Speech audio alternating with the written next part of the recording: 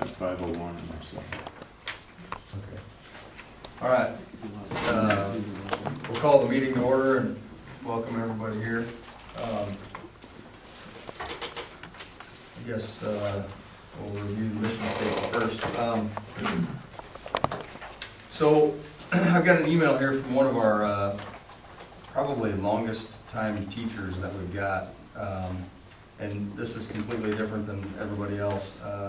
What this person did was picked out 2 words that they think are important for our mission statement. It says global. That is what I believe is the most important part of our mission statement. How can we help our students become global citizens? Think globally, think about more than just themselves. Sac County and Iowa. How can we help them see the importance of competing in the world in languages other than English? So I guess that just goes to show how many different sides of our mission statement we have. So I would take a motion to approve the agenda. Second. A motion and a second to approve the agenda as printed. All in favor say aye. Aye. All opposed say nay. Okay, go to the consent items and let John take over from there. Yeah, we had a whole pile of minutes, so if anybody has any questions on those, let me know. The next comment would be regarding the financials, fund balance comparison. School nutrition fund of $166,122 does not have May receipts entered, so probably need to add. Well, they'll be entered in June, so your June 30th balance will be fine, but typically they're $40,000 or $50,000 a month, so that'll be okay. Everything else looks in line with the prior month. As far as the bills go, Academic Superstore for $13,000. The first bill was Microsoft Office for Mac. I think was initiated with our one-to-one rollout for our business classes. Carol cleaning supplies for $9,000 is a lot of those supplies will be for the entire year. Open enrollment to Carroll Schools is for 2nd semester. And the open enrollment to Newell Fonda also includes half of the tag teacher for 2nd semester. So that's about $12,000 in open enrollment and $16,000 in salary for your $28,000 bill. Did anybody else have anything circled on that page?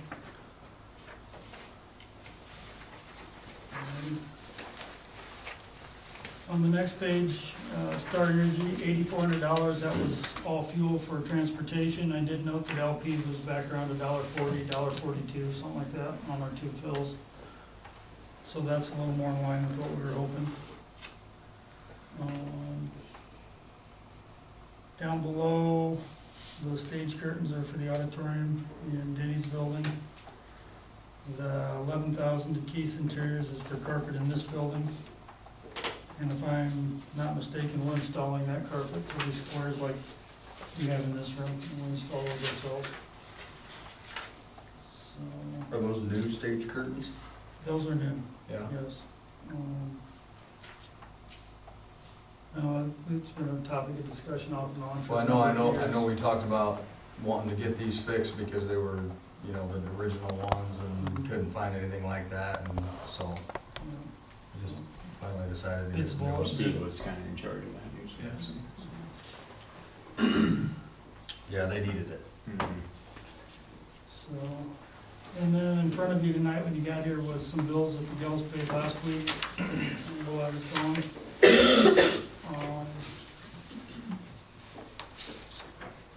The BLI lighting, it's the lighting in the Family and Consumer Science room in Lakeview. The lighting in there with the sewing machines was bad.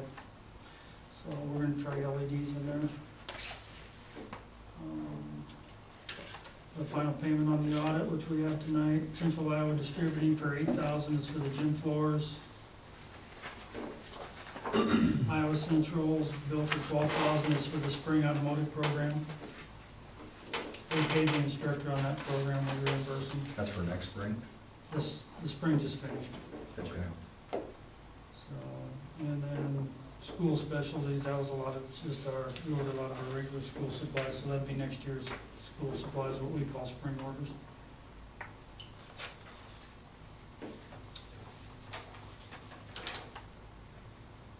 That's all I had, so I'll answer any questions. I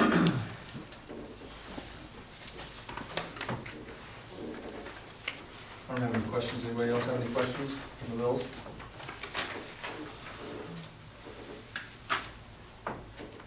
Chris has a question, I believe. Yeah. Chris? The curtains, are they the same material? Is it a one for, it's different kind of material and everything? They're a lighter, I'm just gonna call it more modern, we'd have to ask somebody else, but yeah, they're not the original. That's what I call it too. I don't know if you recall, there was quite a discussion 3 or 5 years ago about those. That was the debate. They knew they couldn't find the same curtains, so they didn't want to get new curtains because they liked the old curtains, but they didn't know if they could get them fixed, and so. Yeah. Thank you. Yep. I'd entertain a motion to approve the bill to Albright Oil for $1,466.15. Second. Motion and a second, any questions? All those in favor say aye. Aye. Motion carries 4-0. I entertain a motion to approve the remaining bills, the financial statements, and all of the minutes that were presented. Second. Motion and a second, any discussion? All those in favor say aye. Aye. Motion carries 5-0. Okay, move on to the education spotlight. Since we're a tight group, I'm gonna apologize right off the bat, because this is gonna take longer than anything else you probably have. Longer than 6 minutes? It's gonna take probably half an hour. Yeah, that's all right. Okay. Talking about standards-based education, basically what I want to get to tonight with you guys is what is it, why are we talking about it? We're going to go into that a little bit, and then what have we done at ESC Middle School with standards-based reporting. With Common Core coming down, Iowa Core concept-based learning, it really calls to ask for what are our reporting methods for how students are doing. I don't think we've ever really questioned the A, B, C, D, F grading scale. That's really kind of what standards-based grading flies in the face of. So that's what we're going to talk about.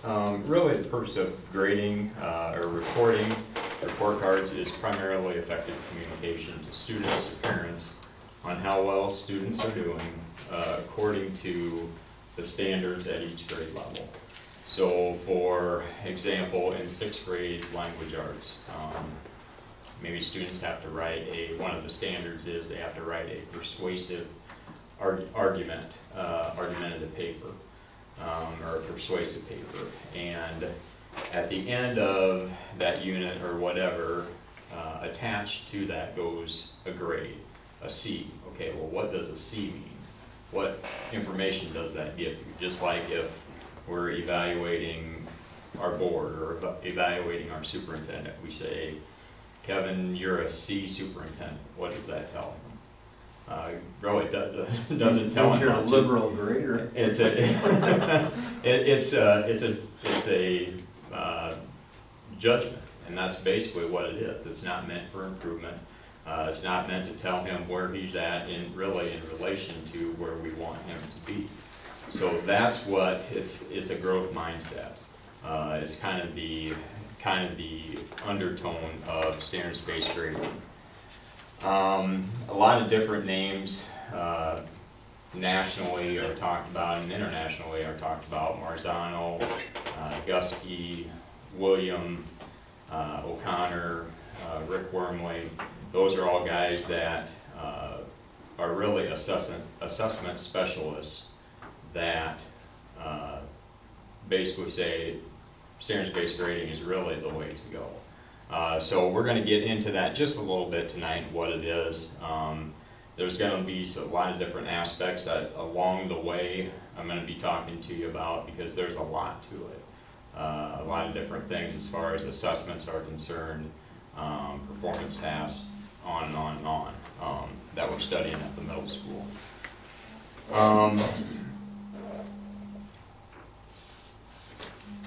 What I want to do right now, really to get you indoctrinated a little bit, is to show you a video clip of Rick Wormley, and he is one of the national speakers about standards-based grading.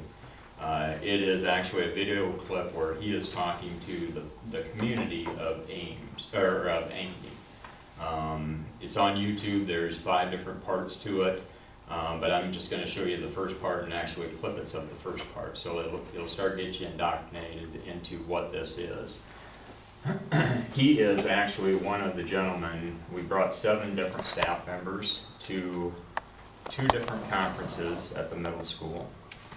And he is one of them that we went and conferenced with, actually, and we actually have an open line to him if we need. There is? Yep.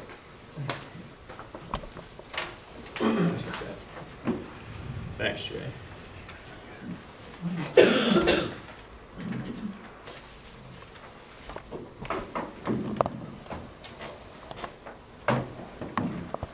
Okay, so he is presenting to the community of Ankeny, and they were studying at this point standards-based grading. A lot of the bigger Des Moines schools that went to this, there's a lot of schools in Iowa who are practicing this, who have implemented it.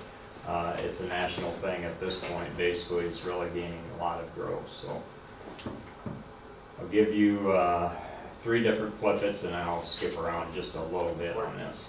You might be wondering, who am I to come here and start talking about this stuff? The only real difference between me and some of your teachers who are getting into this topic is that I've had a head start. I've been doing this since 1982, when our district said, we want you to do standards-based learning. What does that mean, standards-based learning? And we started exploring that. Well, okay, to teach for the standards, to really focus on standards, you can't like do a hobby unit you like to do, like dinosaur unit in 2nd grade. It's not really in the curriculum, you just like to teach it, so you throw it in. No, you really have to do what we say as a public institution. We actually teach in 2nd grade. It can't be something that's just whimsical. Okay, good. All right, so we'll do that. And then we start realizing, oh crud. We keep saying we're standards-based, but we don't do the assessment reporting side of this, i.e. grading. Our report cards don't even look like what we do in the classroom. Oh, and then we got tired of lying. We wanted to sleep guilt-free at night. Your child, well, this grade, it represents what he knows about deciduous trees versus coniferous trees, or whatever, and chloroplasts, yeah. Plus, we wove in all the times he was quiet. He used an indoor voice and got canned food for the canned food drive, and covered his textbook, and Mom and Dad signed the permission slip. And the other time, he had his pencil sharpened before the bell rang, and practiced navigating hormonal issues successfully in the locker area, and practiced personal hygiene. Now, all that stuff put together, we began to realize that there's a dichotomy of curriculum. There's the publicly declared curriculum. You're supposed to learn slope, y, intercept, how to graph an inequality, order of operations, how to isolate a variable to one side of the equation sign in math. Great. But there's also this hidden curriculum. Personal hygiene, how do you study for a test, how do you organize yourself. And we realized that the letter grade, in order to be valid and make decisions, and provide accurate feedback, and to document progress to all the stakeholders, 3 big reasons why we grade in the United States, it had to be accurate. So anything that would fudge it was substantive. Oh, really? Yeah. What we decided is, oh, you can report it in a separate area of the report card. And then the kids actually started paying more attention to it. So this is a grade of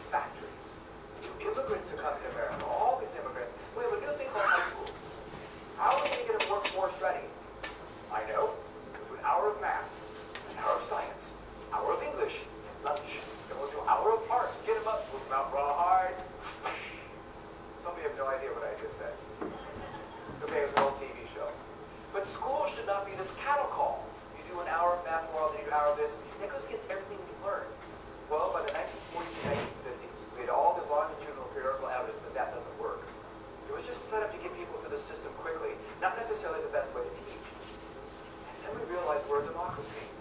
We teach everyone, not just the easiest ones. And we're one of the very few industrialized democracies on planet Earth that actually does this. When I travel around the world, I get people, world leaders, who come up to me and said, you teach everyone, not just the easiest ones. We don't report the scores of all our children. You do. And you actually keep hope open. In junior high/middle school, we start sending people on their vocational tracks. You keep it open. It's not like teachers can say to parents, I mean, think about this, parents. The teacher says, these children you're sending us, raw resources, I can't work with them. I'm sending it back. Send me something better. That's insane. We work with everybody, and everybody comes at things at a different angle, different pacing, different levels of support, different framework, right? So then you think about, okay, in school, you have to be good at every single other thing that every kid is good at doing. To the exact same hour, the exact same day, to the exact same level of proficiency. So we run the factory model schooling. But when you graduate, you self-differentiate. You gravitate towards those things you're good at doing. You have a skill set that represents that skill need. And when you're in the company, you have to be good at your job. You don't have to be good at everybody else's job at the same level of proficiency. When I work with teachers, I often say, can you imagine you're the one that has to fix the boilers? But also, you have to be the special ed liaison for all the legal stuff at local screening committee meetings. You have to be good at teaching every level of the foreign language and every foreign language in the building. You have to be good at every single new technology innovation. You have to be good at grading and assessment and teaching all the sciences, all the English, all the social studies, and running the school building, hiring and firing teachers. You have to be good at being an ambassador with the larger community. All this stuff just go nuts so. You don't have to be good at everything. You have to be good at the thing you are good at doing. And you find meaning in the stuff you're good at doing, and it's fine. But K-12, we don't do that. So no wonder some kids are better or worse at some things they do and need more support or less support. Imagine your impulsive 15, 16-year-old self. There's no filter. There's no governor of what comes out of your mouth. Okay? Some of you look like you're in high school. Thank you for coming tonight. But I am talking about you when I say this. The teacher says something like this. Obviously, the gold balloon posted to the mast of a sailing vessel is supposed to symbolize man's inhumanity to man in this classic novel. And you blurt out, as some of us who are adults now have to remember ourselves doing, how do you know that? This book was written in the early 1800s. Did you know the author? You look old enough. Some of you got author inference and symbolism in novels in 3 or 4 days and you're fine.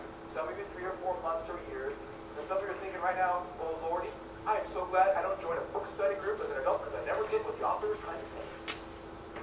Yeah, but when you finally got there, whatever it was, we climbed to the highest mountain and say, by golly, she knows it, or he knows it. And he can be given full credit, full rights and privileges thereof, not some partial credit. What? At the DMV in Virginia, you have to get 80% to pass. To get your license, your driver's license. First time I went, I got 20. Scan the sidewalks, rickets. Next time I went, I got 100. Average the two together. Would I get my license? No. But I do. There's a ticket light. You have to stay in the right lane, be off the road by 5 o'clock, and go less than 45 wherever you go. They don't do it. They trust the validity of the test to say you know it. So am I going to hold kids to an arbitrary declaration of one calendar date? Or am I going to realize it might take some kids longer or shorter? And then some kids who are irresponsible don't use their time wisely. So they blow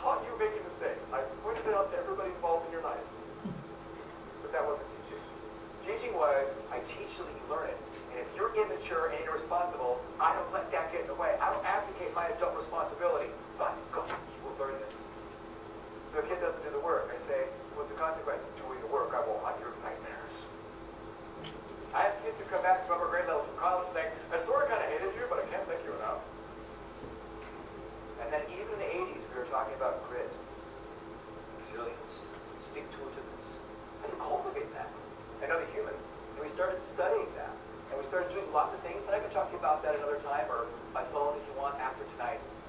But one of the things we did about fostering independence was take a look at our assessment grading practices.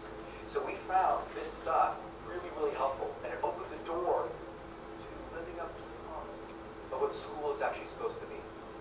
Now, I am coming to you as both parent and practitioner.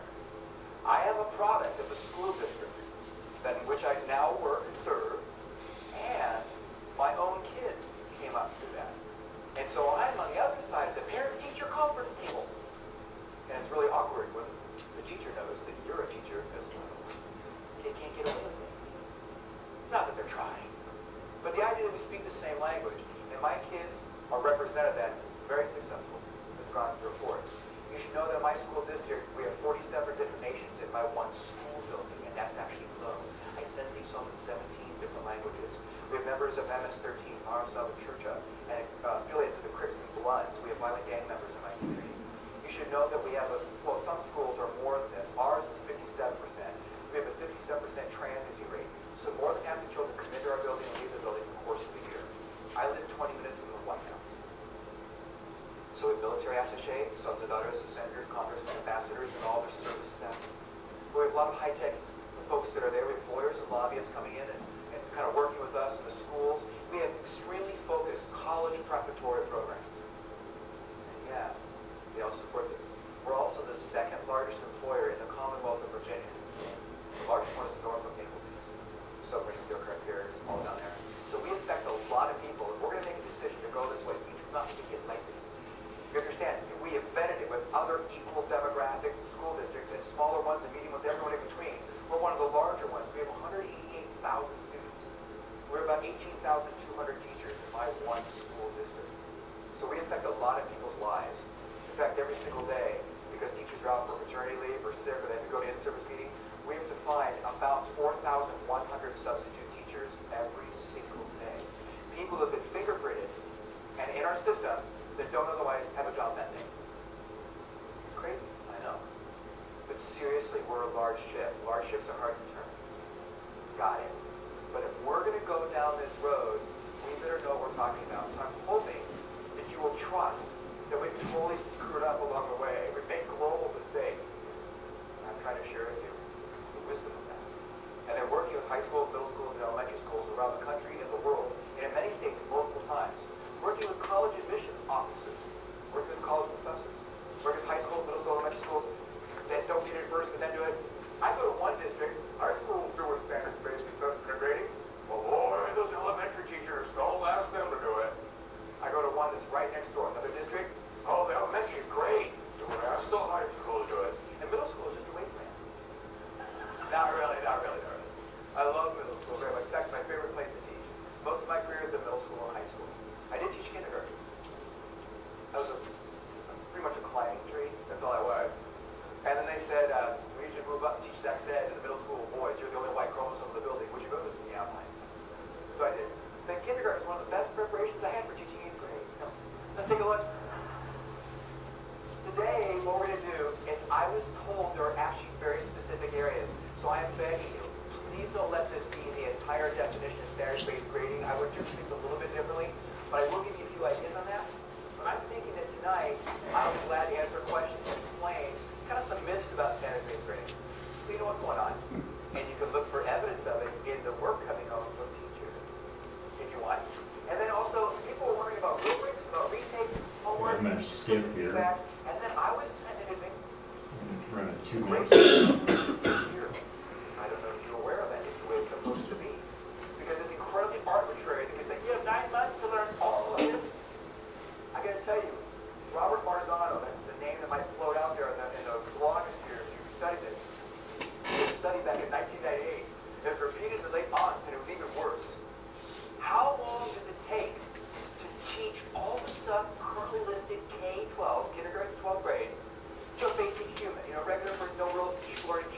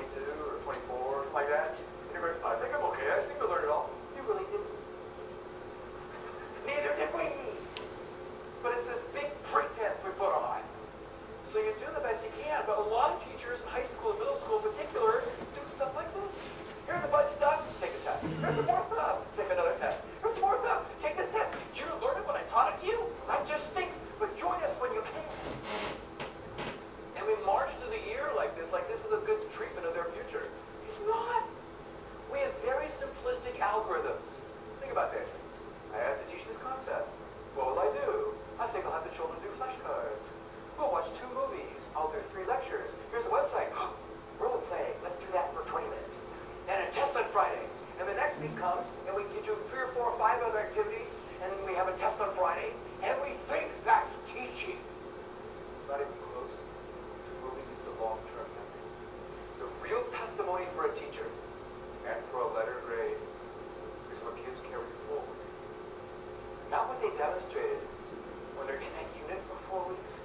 And even the exit sign reminds them how to divide fractions. You I'm guys gonna skip remember? one more time and then we'll finish the video.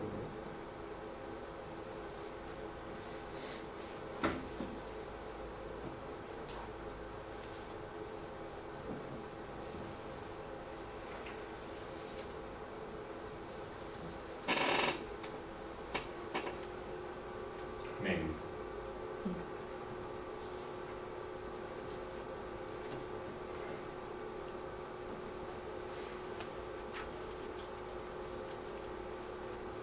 Today, you may not realize this, but in 2012, something awful happened in the United States.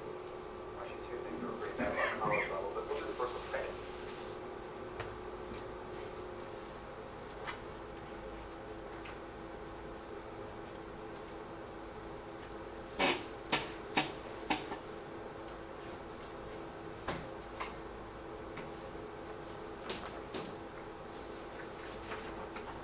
Am I got extra points in my grade book? You can't do that.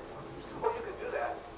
Give the kid a coupon from a favorite merchant in their community. Give them some other bribery. Call it bribery because that's really what it is. You can't change the grade. It's too valuable. It's too important. As I shared with teachers today, you may not realize this, but in 2012, something awful happened in the United States. Actually, 2 things that were pretty bad about college level, but we'll do the first one right now. First is this. 40%, it used to be 30. 40% of the kids who go into college have to retake high school courses in the United States because the grades are false importance. At the University of Alaska, when I was working with them 3 years ago, it was 60%. The state of California was 50%. Not sure why the video's not done. I was just in Alabama. The superintendent came up and said 35% in Alabama. So it's out there. Do you want to have integrity? Our grades mean what they say. The critical mass is rising. They better mean something. But this is a teacher who has the mindset of, oh, there's conversational English and there's academic English. And I need to be sensitive to that. That's huge. Only after I decide my mindset can I actually start my grading policies and what actions I'm going to take. So you have to understand, what I'm building for you here is a sense of that, how do teachers think behind the scenes? So then they look at their policies to see if they have the integrity.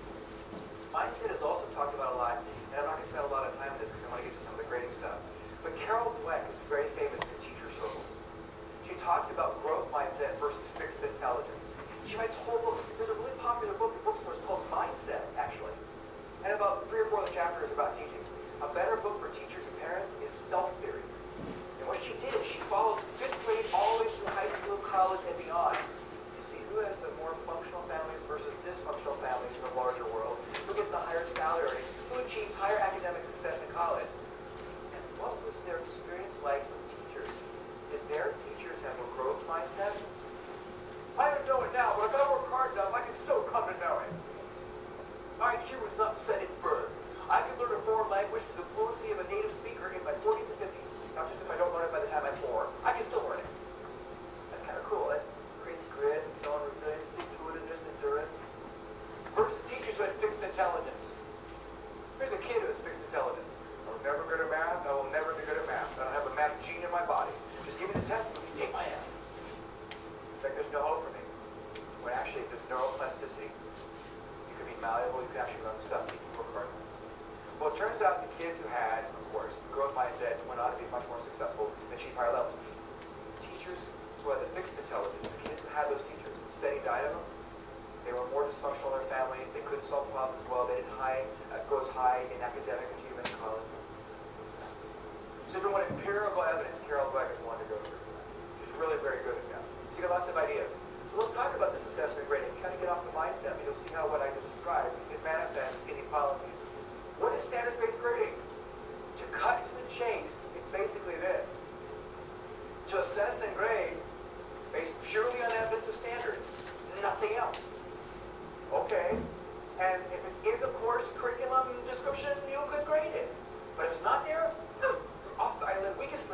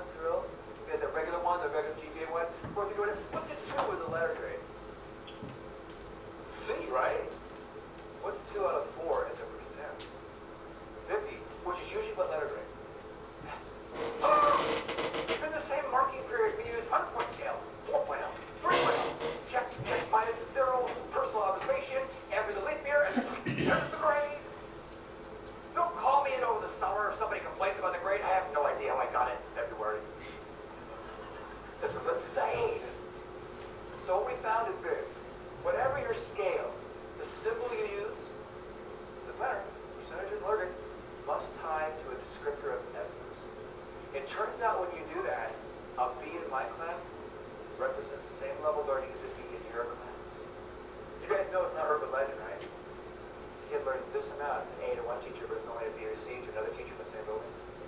That's not fair. I did the same amount of learning and I learned how to see you. Yeah, you're right, it's not fair. And that school's faculty cannot claim to the community they are consistent and have integrity because they never calibrated their evidence for what they would tolerate.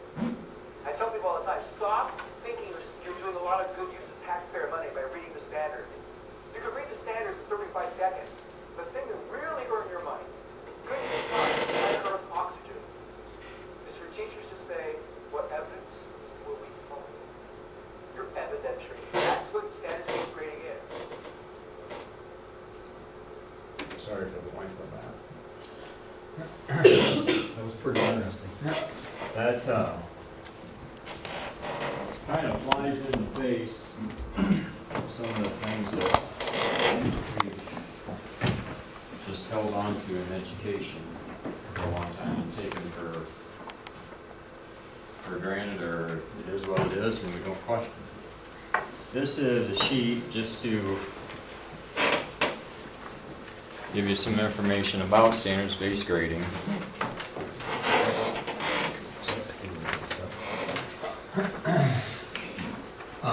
Like I said, we're not going to get much into this tonight. I just wanted to kind of give you an idea of why we're talking about this, where we're at.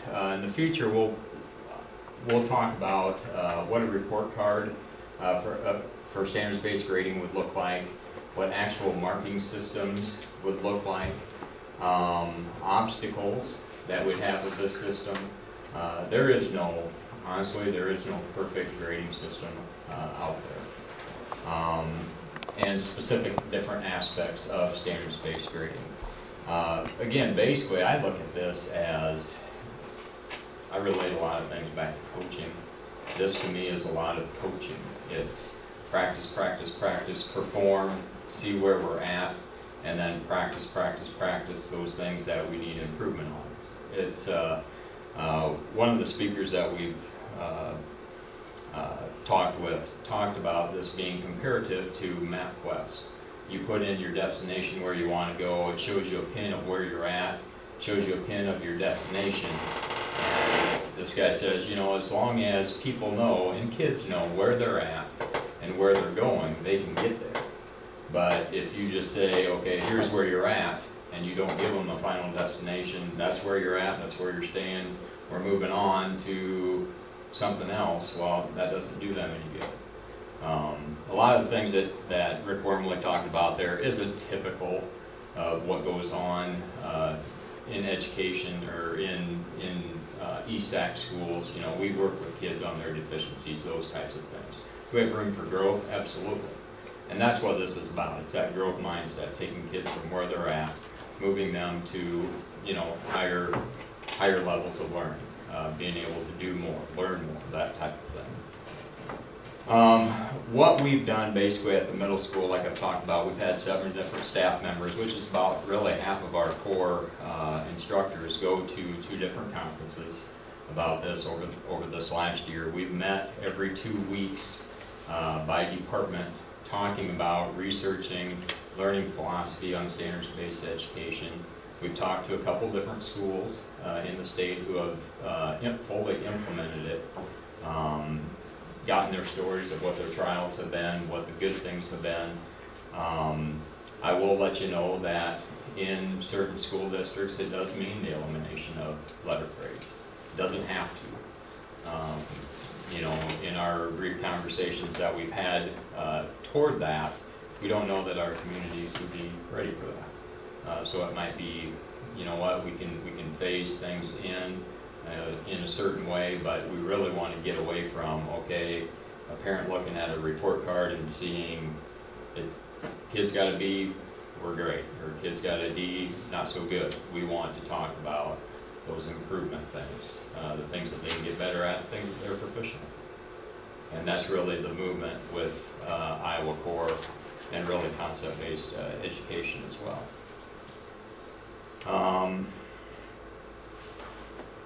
So like I said, we'll continue to talk about some of those things as we go along. If you have any questions, you know, I'd be more than happy to answer some, but I don't want to get too far down that road. I really want you to just kind of soak this in and process it a little bit, and we'll get further down that road later on that we go, talking about the different aspects to it. Haven't set any deadlines on what we're looking at doing, you know, as far as, well, we're really targeting implementation of this by the fall of 2015. We haven't even gotten there yet.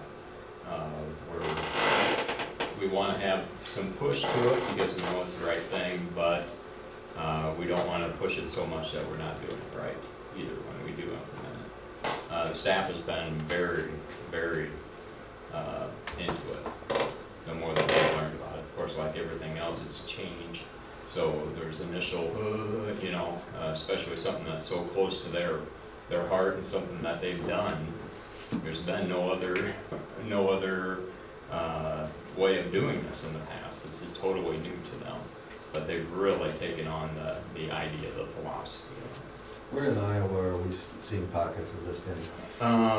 The Des Moines schools are big. Manson has gone to it. Solon School District. Our AEA is right now really adopting it for the local school districts. They're doing some PD on it this next year too. And how does this flesh with, in your mind anyway, flesh with all the work that the district's been doing with concept-based teaching and learning? It's right there. I mean, it really lines up.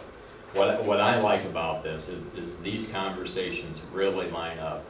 What are my standards that I'm responsible for getting kids to learn and know, and directs their instructional strategies right to assessment, right to the reporting of that. And you know, that comes full circle of, if we see in the assessments our kids don't get this, then we need to come back around and do some more instruction. But it really lines things up, and it gets rid of the foo-foo, like you said, the foo-foo fluff of, you know what, if you're teaching something that doesn't relate to the standard, you're going to know it through this whole process, through the reporting process. So.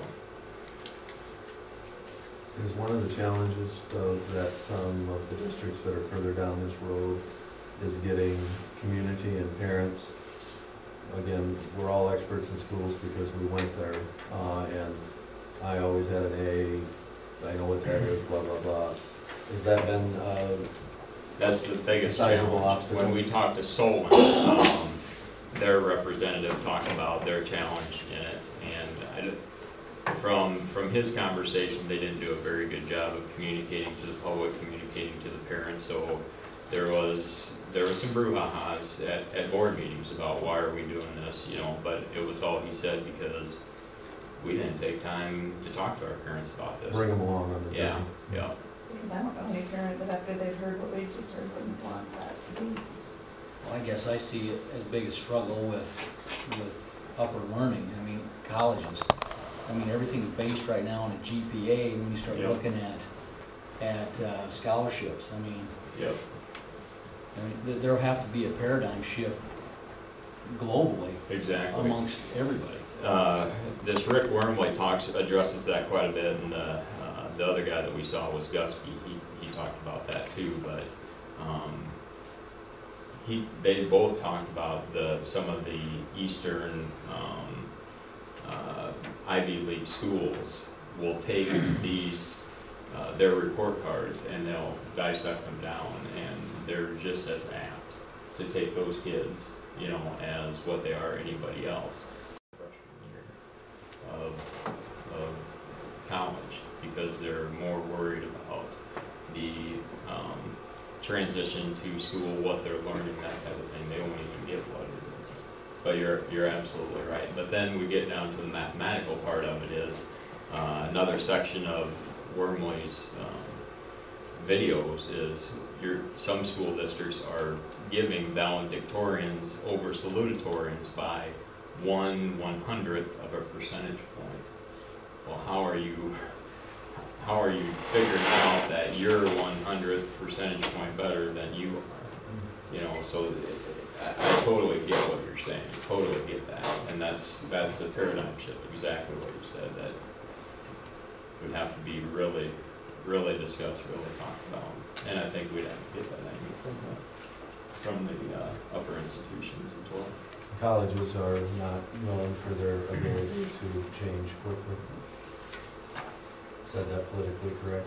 The other thing though is there's still, I mean, I've seen some stuff on this too, Danny, and you alluded to it, is that some places, if I remember right, Matt talked about it down at Solon, that, you know, within the standards, that's what it is and it's defined. They can still, you can still associate certain markings with this philosophy, but that's a real slippery slope. Yeah. That it really changes anything.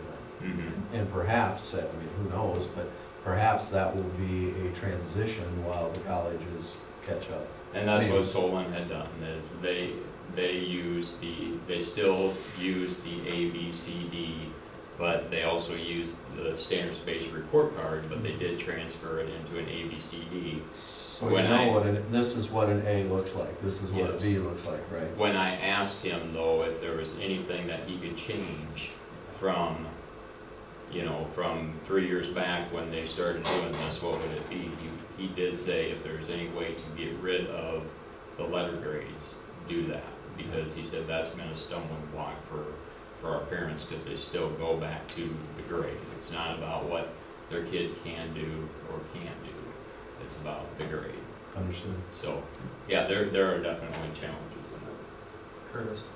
It sounds like in Solon they're still using the letter grade to approximate what their progress Yes. is. In places where there are no letter grades given, how do they communicate to the parents what, how much progress the kids have made, where they're sitting? Yeah, that will come out. What I'll do at one of these board meetings is I will bring a sample of a report card, and it really addresses the different standards that the school is marking on each kid. So a student in 6th grade ELA, here's what they should be able to do, and on the report card it lists those things. And so then there's various marking systems that are used.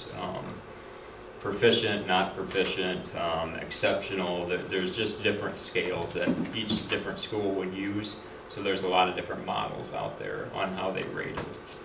Last Friday, when I was working with the 3 5th grade teachers, kind of as alluding to this, we were working on an ELA unit, and it was the research paper. And the students in 5th grade need to take 2 or more informational text and be able to synthesize those into a research paper. And the research paper has to have an introductory paragraph, has to answer at least 1 or 2 research questions, and then have a concluding paragraph. So the whole research paper may only be 1 page long. But this is coming from 4th grade where they aren't doing much. But we got into this very discussion about, well, if we're thinking about standards-based grading, then while we're doing this, we should be thinking about what this looks like. So we spent 3 hours working, and we all left with an assignment afterwards, but part of it is to find samples of student work. Kids need to see that, but parents do too, because often we set that up in grading and we don't know what it really means. But if you really look in an introductory paragraph, there are 3 or 4 important things that a 5th grader should be able to do in an introductory paragraph. And so that's what Denny was talking about, those discrete skills that you see them or you don't. And there's usually meets expectation, and then the above expectation, and then the kids that are below expectation often get really quite a few opportunities, because what we want all kids at expectation level, which then can make that grading thing even a little trickier, because so are they all A's? Well, I don't know. The state of Iowa Core says all kids will meet the Iowa Core. Well, that's a big discussion in itself, but just, you know, to support what Denny's talking about, because teachers are really thinking about that. And at the end of 3 hours, they're like, gosh, we didn't get very much done. And I said, well, we really did, because you 3 have a far better understanding of what the expectation is now. Now we have to figure out what does the instruction in the classroom look like? How many times of practice do they have to have with this? What sort of samples do they need to see? But they're pretty clear on what that 5th grade expectation is, and just that is worth the time that Denny's talking about, because that wouldn't have happened otherwise.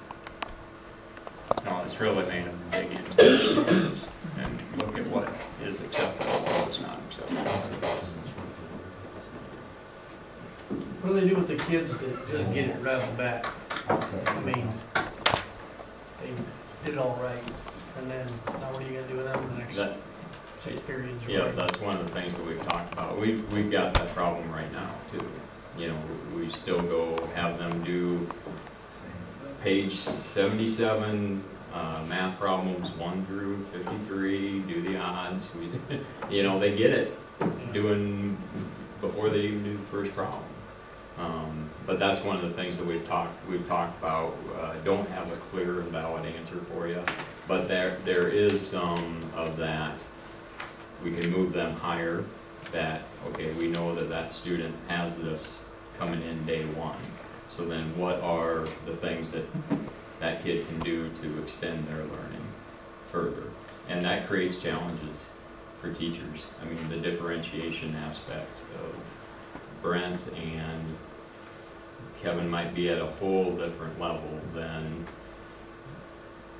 the other 5 of us at this table. So what do we do with Brent and Kevin, and what do we do with the other 5? That can also lead to some really, really interesting discussions about how we structure our school day, how we utilize our staff. I mean, it can be a springboard for lots of things, but what this does really is gives an opportunity.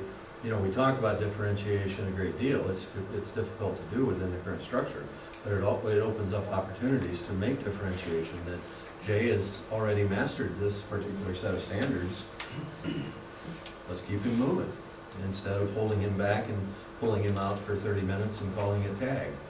Sounds like I'm putting tag down. I'm not. It's what we do, but and I go back to the coaching thing. I always bring it back to that because I relate well with that. If Jay's got the behind the back dribble down pat, you know, he's shown it to me.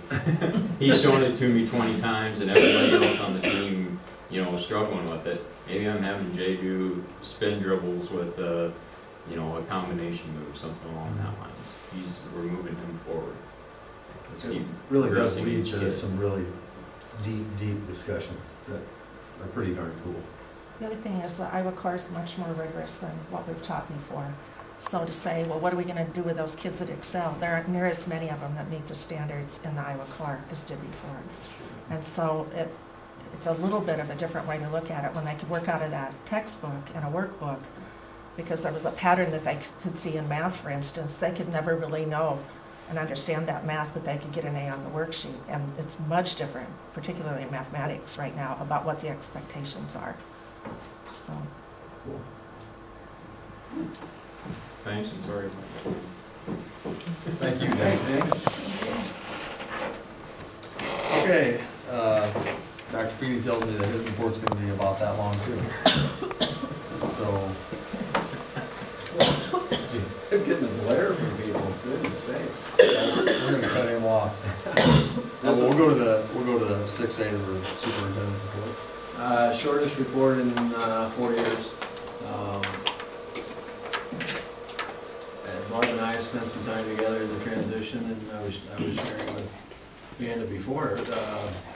The irony blows me away. You know, in June of 2010, I was sitting out there watching Barb do her last meeting, and 4 years later in June, she's sitting there watching me in my last meeting. So that just blows me away. But we spent time together, and the transition will be has gone extremely well. And I guess I would just like to thank all of you. 3 of you were here when I was hired, and I've been around the block quite a few times, but never as a superintendent. You took a chance that maybe I could do this job, and I appreciate that. And the other thing I appreciate is the fact that there is a real distinction between what a board is responsible for and what administrators are responsible for, and this board has been exceptional in understanding that difference. So I couldn't have asked for a better place to start being superintendent, so thank you. That's it. Well, thank you for keeping it short, and thank you for your time. Thank you for your time here. You know, I think we've learned a lot from you. We hope you've learned from us. Okay, so let's move on then to unfinished business. Discuss and/or approve Series 600 education program board policies. And the one recommendation that Dr. Feeney had is in your packet. The only thing that I have different than that, I think we should looking at those lines that are stricken, in the first sentence there, it says, it strikes 5 1/2 hours. I think instead of all of that, we should strike 5 1/2, leave the hours to 6 hours. You struck the hours, and I think hours needs to stay in there on Yeah. that one and in the. And you know what, I think I went back on the master, and I think I caught that. Did you do fixed that? it, but Because you I'll did double that, check. the, the first two, and then the Went- third one. Went too far. Yeah, so that's the only thing I can see in there. Get that done? There we go. Okay, so you guys are way ahead of me. I didn't see anything else in there other than that. Anybody have any other policies? Under the student health and well-being, Hold that one, that's a separate one, Next line line. item. It's an extension of board policy, but we'll get to that one, but you betcha. Chris, do you want the language in the first paragraph to meet the language in the third paragraph? First paragraph says kindergarten, the third paragraph says grade 1.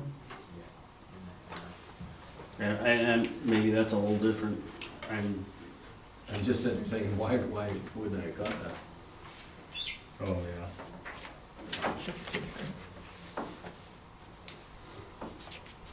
We have full day kindergarten, Yeah. John, fix that. I'm guessing it was that way for quite some time. It Yeah. should be kindergarten, is that what you're telling us? Yeah. right? Yeah. I would think so. Shoot, we'll fix that. Make Barb do it. Can we delay that decision until 12:01 a.m.? No, I think if nobody has any other, 6:01.2. yeah, any other issues, I'd take a motion to approve Series 600 Education Program Board Policies. So moved. Second. A motion and a second to approve the changes as suggested. All in favor say aye. Aye. All opposed, say nay. Passes 5-0. Done. Okay, now we'll move on to new business. 8A, the discuss and or approve 2014-15 student and parent handbook, and Amanda, go ahead and talk to the changes that you. it's on page 4, the student health and well-being. Kid has just asked that we take out, because it's a law, that the immunization records have to be in hand before the children enter school. And that's For the on first page, time. that's on page 4, Or, under student health and well-being, right? yeah, and we have it typed right on page 5, where it says, requires every child must have a completed immunization record on file at the school by the first day of school. So it says it right there, it's just that somewhere along the line we entered that 30-day grace period, so we need to take that out in all places. More than likely, I just forgot to. It just makes it a little bit easier, I think. Then there's a couple other things too that she would like to have actually just deleted, and I'm not sure that this needs to be deleted or not, but on page 6, the very first sentence, it says when administration of medication requires, I scratched it out so I can't see it very well. When administration of medication requires ongoing professional health judgment, an individual health plan shall be developed by the authorized practitioner with the student and the student's parents. Kit says that we don't need to have that in there. And then halfway down the middle, I don't know if we need to have that in there or not, I honestly don't. Halfway down it says, if the nurse finds nits, this is under nurse, right in the middle of the page 6. If the nurse finds nits, the child is to be sent home until he or she is completely nit-free. Kid says that we can't send somebody home if they have, yeah, so we need to delete that out of there. Take that out of there too, so.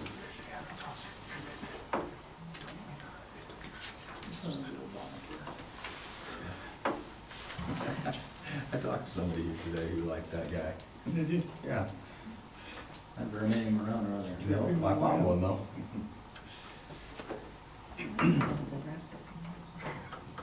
Okay, so that one's gotta go for sure, we can pull the other one out. What about that first one? About This the one here? plan, yeah. I mean, that's a judgment call, and I think that one is something that, really doesn't necessarily need to be in there. I mean, basically what it's doing is telling parents that if medication is required, then you need to go take your student to the doctor, and I'm not sure that a school can tell parents to take their kids to a doctor. That's what it reads to me. Or something ongoing, basically, Yeah. saying that we want a form saying that.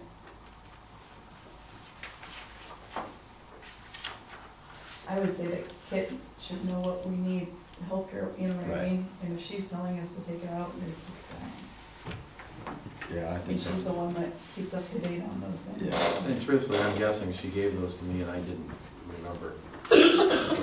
That would, I'll take the 80, I'm sure it's right.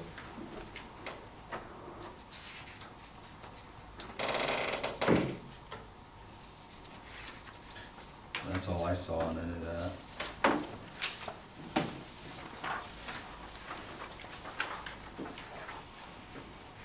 That was in the student handbook. Did, oh, I guess we got the other one, the next one. We didn't have anything to add, we just had deletions, right? Right. Maybe we want to do that, those, Chris, and make sure that either John or Barb gets those. Yeah, Let's take that off and we're done. you can have it. I wrote on there, so I wouldn't forget. So on page 4, the last sentence, last two sentences are history. Yeah, I think this should probably stay in there, shouldn't it, for policy? Yep. Bylaw 1.4. And then the first sentence on page 6 will be gone. And then the last sentence about nits will be gone. Okay.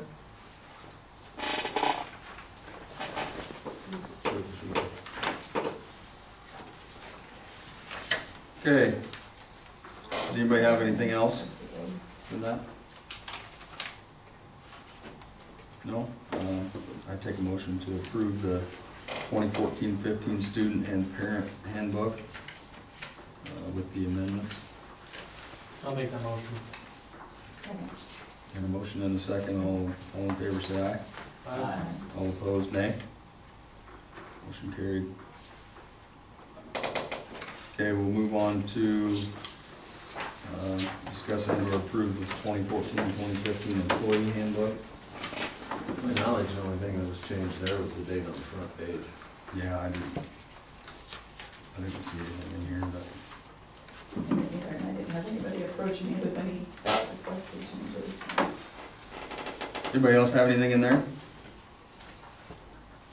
Take a motion to approve the employee handbook for 2014-15. So moved.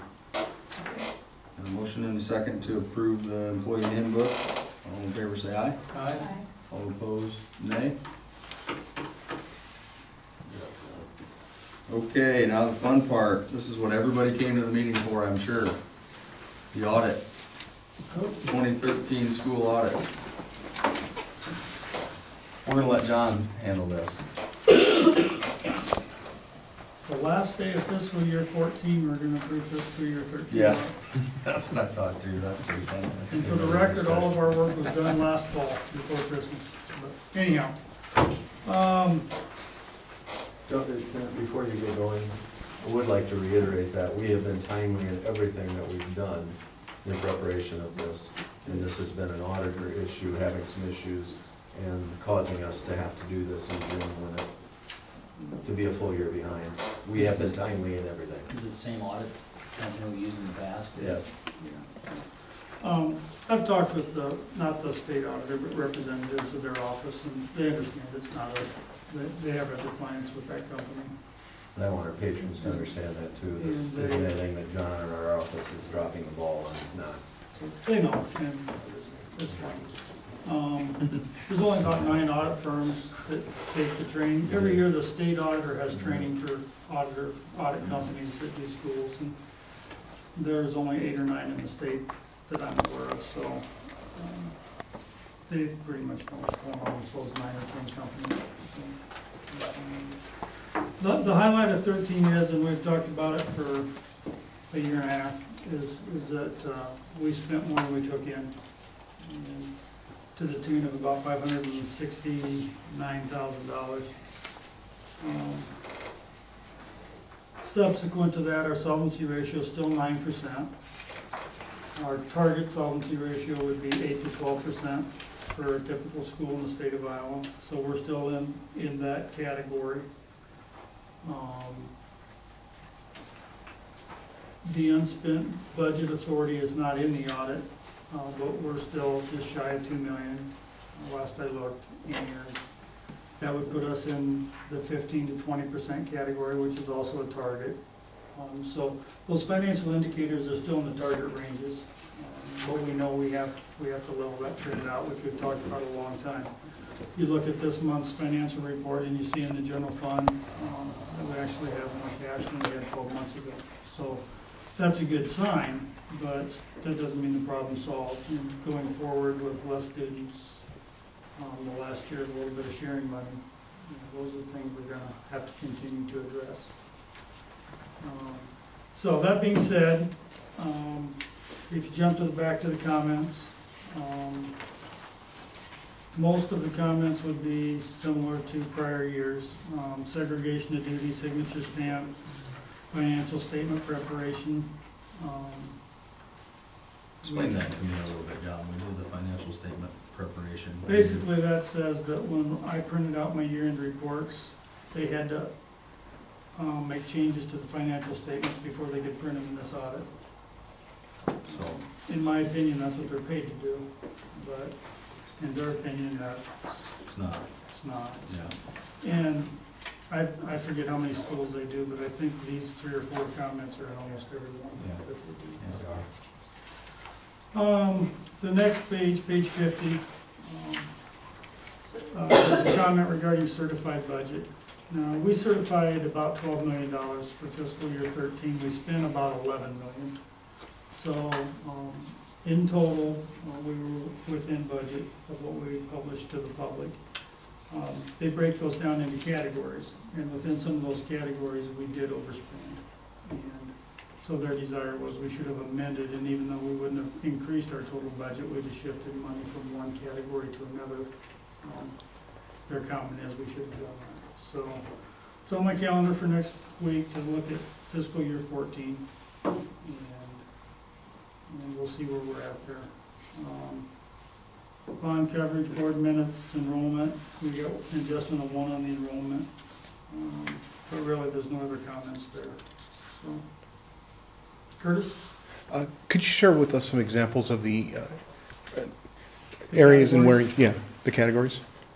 There's instructional categories, support services, non-instructional services, then there's an other category. I think that's all. I think there's only 4 of them. Some places only use 3. Did they go over in the past and this year they just decided to say something about it, or? I think if I'd look back, there's been years we have been over in 1 or 2. There's also been years we've amended our budget.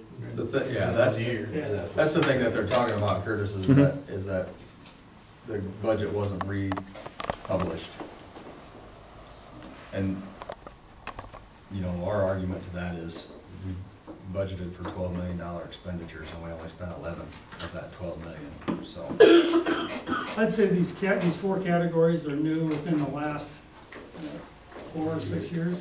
I was gonna say 4, I think. Yeah, so it's a relatively new thing. It's not brand new. I know we knew about it. So we'll take a look at it, see if we can get it fixed going forward. And another thing that you have to understand too is the amount that was overspent was probably not in a percentage, probably not very big, 1 or 2%. I didn't even Yeah, So, I didn't look that up You today. know, you start talking about 1 or 2% over a $12 million budget, that's not excessive. Well, the bottom line is we spent less than what we have approved. It's just process-wise, they want us to go back and amend so that each of the line items is in the black. No biggie. Anybody else have anything circled or highlighted?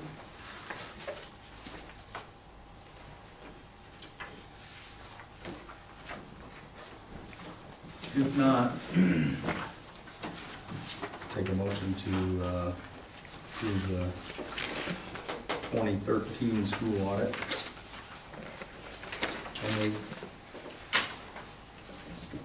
Second. A motion and a second to approve the fiscal year 2013 school audit. All in favor, say aye.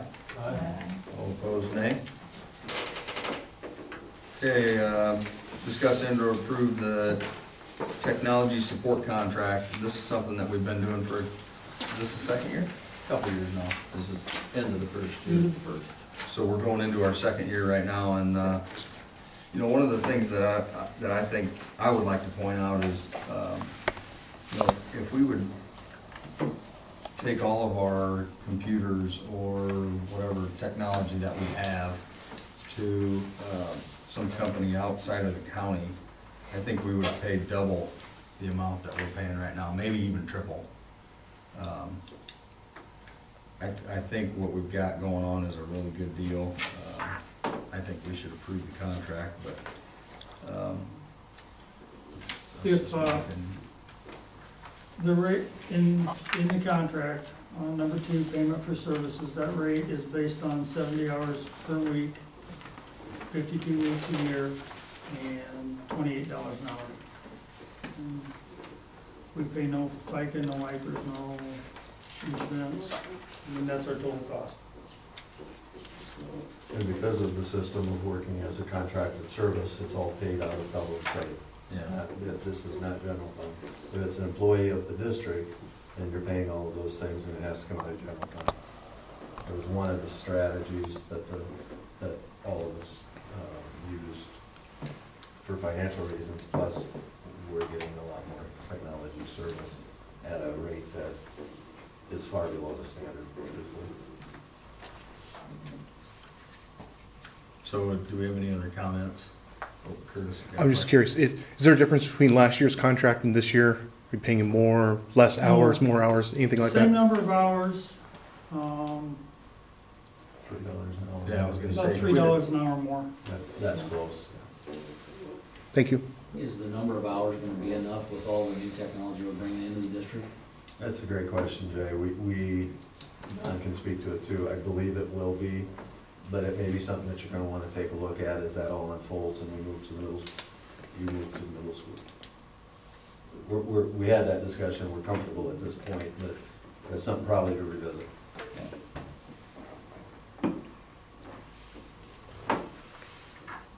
So, if we don't have any other questions or comments, I'd take a motion to approve the technology support contract I'll make as that motion. presented. Second. And a motion and a second to approve the technology support contract as presented. All in favor, say aye. Aye. All opposed, nay. Discuss and/or approve support staff contracts. I think we have some, You have a listing in there, don't you? yeah, we have a list in here. I thought it made the packet.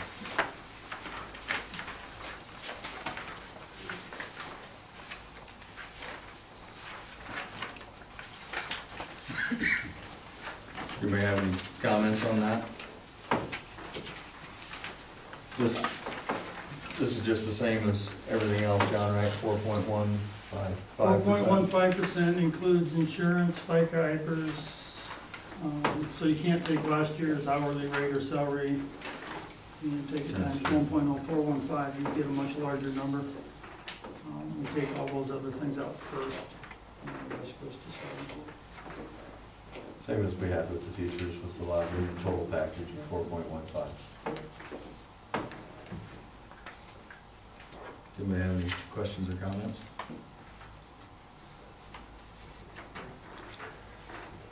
Take a motion to approve the support staff contracts as presented. I'll move. Got a motion and a second to approve the support staff contracts as presented. All in favor, say aye. Aye. All opposed, nay. Motion carried 5-0. Okay, now we're gonna move on to administrative contracts. And those are in there, but I think we need to get some different numbers. In an effort to not be strangled by these three individuals, Two of them who are here. two of them are here, those salaries listed under 1415 proposed are 1314 actual salaries. That's fine. I approve. So, that's my mistake. I was able to grab Kevin's computer and pull the file. If you want to write these down, I do have the proposed numbers. Starting with Mike's, if we stay with the 210-day contract, he would be 84,485. And to the right, if we would, and I'll let Kevin address this in a minute, if we look at 213 days, he'd be at 86,094. Denny at his 220-day contract would be at 86,110. And Kevin with his 220-day contract would be at 93,252. And once again, these are figured the same way. These three guys have family insurance, so it takes a little bite out to start with. And just a little bit of history, especially for the two new board members. When we came consolidated as one district 3 years ago, we had, I think, Denny at the middle school had a 220-day contract, and Kevin had a 210-day contract because of coming from different districts, and Mike was at 210. So either last year or the year before, we adjusted Kevin's contract to 220. I would, again, my opinion's probably only good for another 5 hours and 42 minutes, but my suggestion would be is that Mike's length of his contract should be, and he and I talked a little bit about this, and Mike, if I misrepresent our conversation, step in, but to get a bit more parity, his contract should be extended, and you talked about 3 or 4 days, I think, if I remember right, John. And just to give you a for instance, in the new district, I'm going to the elementary principals at 225 days, and high school principals at 240 days, so these are not out of line.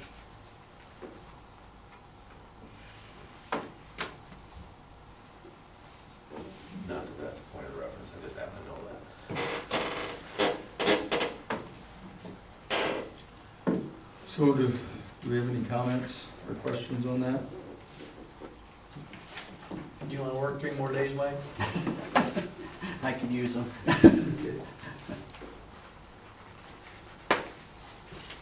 Yeah, I think that's logical. Mike's got 2 buildings to be at.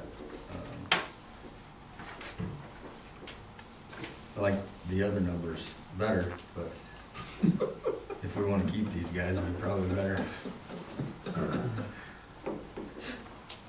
We could ask them how they feel about it, I suppose. Yeah, I think we'd want Curtis to shut the camera off before you talk about that. Okay. So if we don't have any questions or comments, I'd take a motion to approve the contracts, the administrative contracts as presented, as amended. My fault. Yeah, it'll be whatever the board does. I'll make that motion to include Mike, now the 213-day contract. Okay, we got a motion and a second to approve the contracts as amended, with Mike having a 213-day contract. All in favor, say aye. Aye. All opposed, nay. Question. What was the figure for that then, John? For the 213? 86,094. That's the amendment with the longer contract. That's the 213-day contract. And they're all 2-year contracts too, you should know that probably.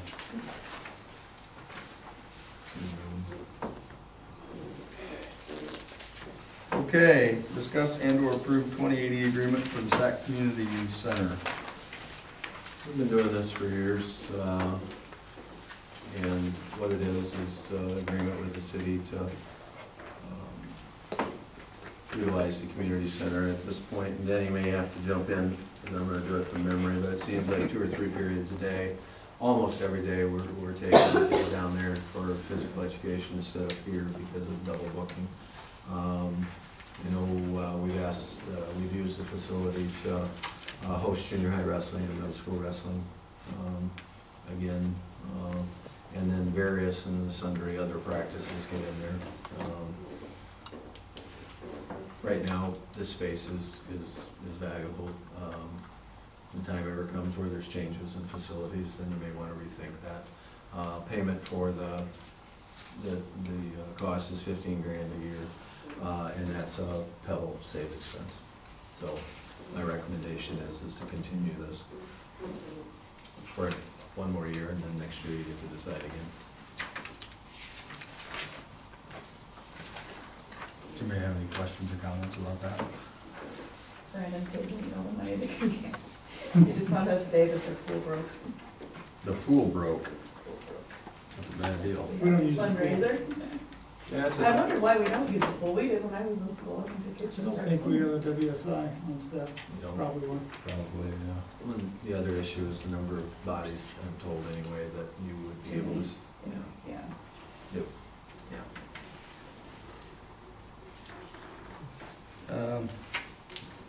We don't have any other questions or comments. I'd take a motion to approve the 2080 agreement for the Sac Community Center. So, Second. Got a motion and a second to approve the agreement.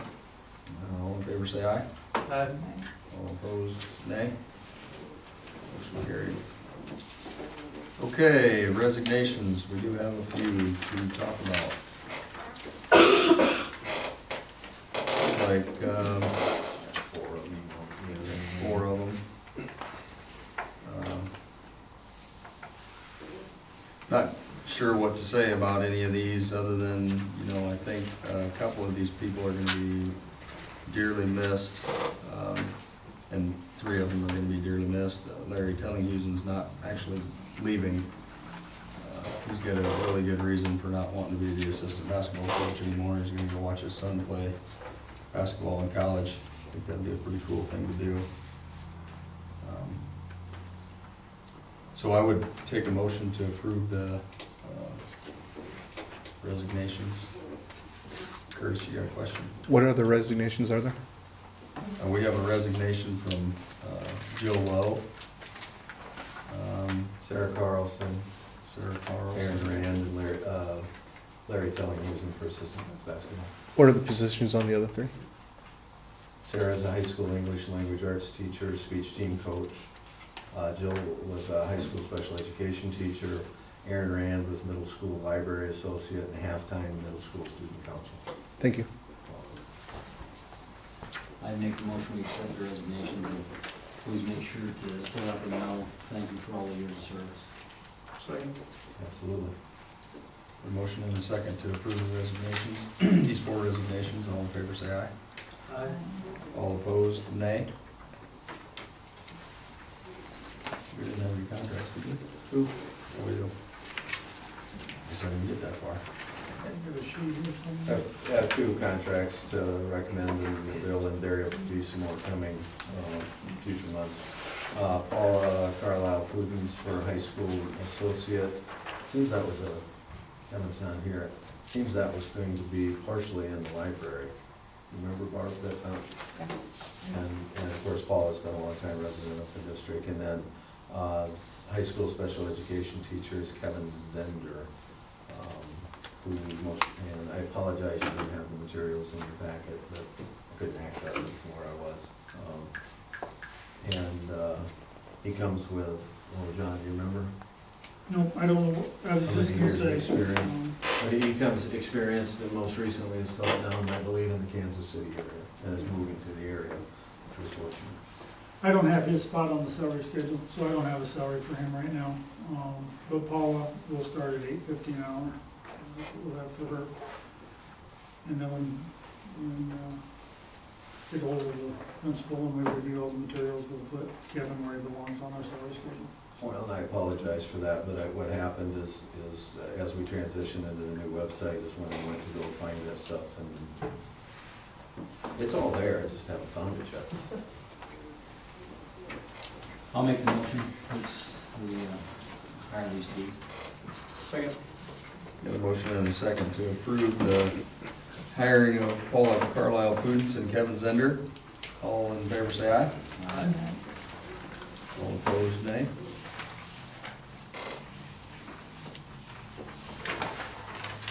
Okay. Looks like that's it. That's your next meeting. Corresponding date would be Monday, normal date would be Monday, July 21st, be the third Monday, 6 o'clock, and probably in the high school library is what I suggested. I don't know if that works, summer schedules are kind of weird sometimes, so. That's bad for me. So, I'll be gone that whole week prior, so getting board packets done will be tough. I think Jennifer's the only one in the office the week prior. That would not be fair to Jennifer. That should make you mad later. No, not at all. So how many days you need, like just another day, 22nd work? You're When do you want to do it? Well, if we go a whole week, that messes Chris up. So, on Monday. unless we move to a non-Monday, so. I don't know what everybody else has cooking, but I'm gone on the 14th also. 14 to 21st, I'm out of state, that's why I'm back on the 21st, so 22nd would be tough, Brent, but if you wanna go later that week, or if you wanna go something the last week in July, that's, It's the last one, that would not, that'd be good for Chris, No, can't do the last night. so. I could, but we can't have Denny do any more Do you have any conflicts with presenting. You did a 5 o'clock meeting is what you're thinking? Yeah, I could, if we need to do that. We'll try the 28th at 5 o'clock. It'll be in Lakeview, you only be 5 minutes away. Yeah. If you have to leave, Brent can handle it. It works for me. All right, July 28th, 5 p.m. at the high school, At 5 o'clock? 5 o'clock. Barb, can you make that? Yeah, I can. Thank you for asking.